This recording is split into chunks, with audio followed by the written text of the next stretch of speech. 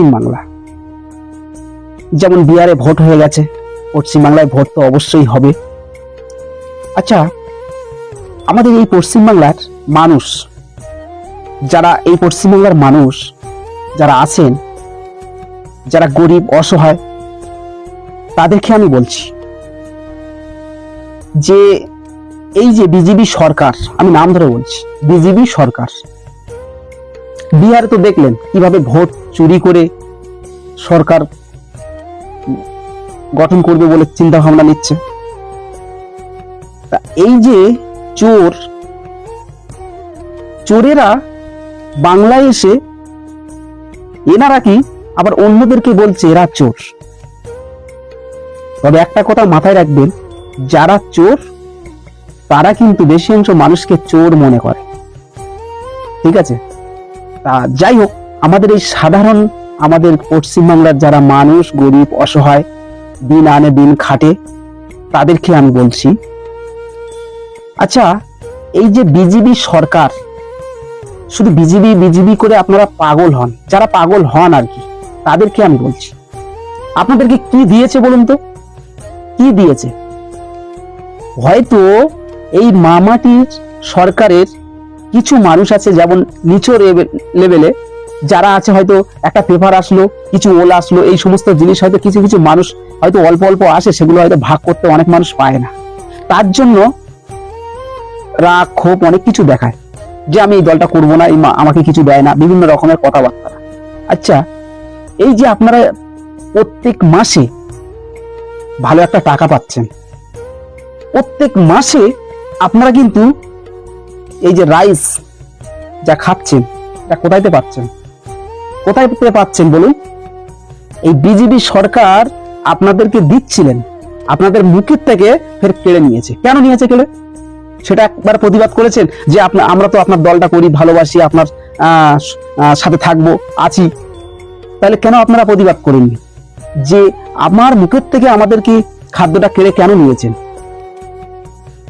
লোভ। মানুষকে ওই বলেছে না, আগেকার মানুষ বলতো ভাত ছড়ালে কাগের অভাব হয় না। ওরা কিছু চাল ছড়িয়ে মানুষের অভাব হয় না, সেই যুক্তিতে আনতে যাচ্ছিল যে কিছু চাল ছড়িয়ে দিয়ে মানুষকে কাছে টেনে নেবো।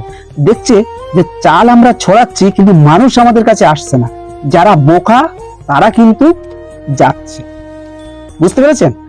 কিন্তু আমাদের পশ্চিমবাংলার মামাটি সরকার প্রত্যেক মাসে আপনাদের কিন্তু চালটা দিচ্ছে বলে সংসারটা চলছে, তাই না? আপনাদের ঘরে অনেক বয়স্ক মানুষ আছে, তাদেরকে টাকাটা দিচ্ছে বলে ওষুধটা কিনে খাচ্ছে।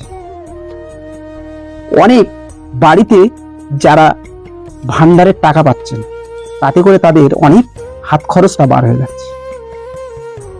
অনেক অনেক কথা আছে, সেগুলো আমি ওগুলো বলতে চাচ্ছি না, আমার ভিডিও অনেক লং হয়ে যাবে। কিন্তু কারা দিচ্ছে আর কারা আপনাদের মুখের থেকে কেড়ে নিয়েছে?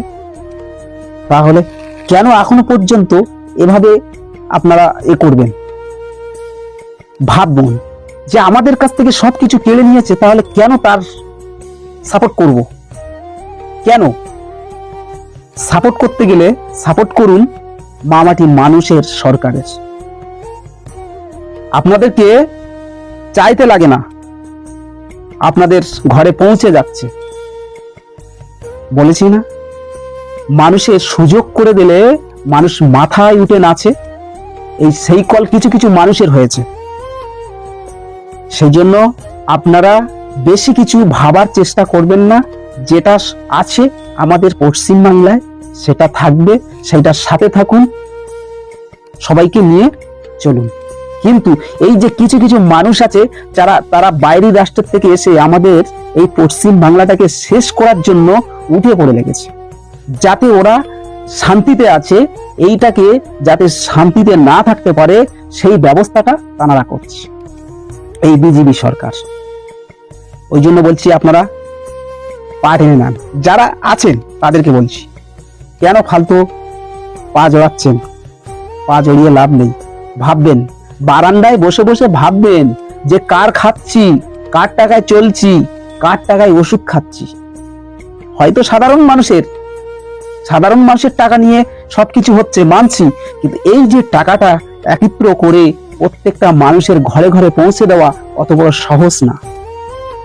ভাববেন, একটু মাথা খুলে ভাববেন, ব্রেনটা খাটাবেন, সঠিক পথে ব্রেনটা কাজে লাগাবেন। সবাই ভালো থাকবেন, সুস্থ থাকবেন। আমার প্রতি খারাপ মন্তব্য নেবেন না।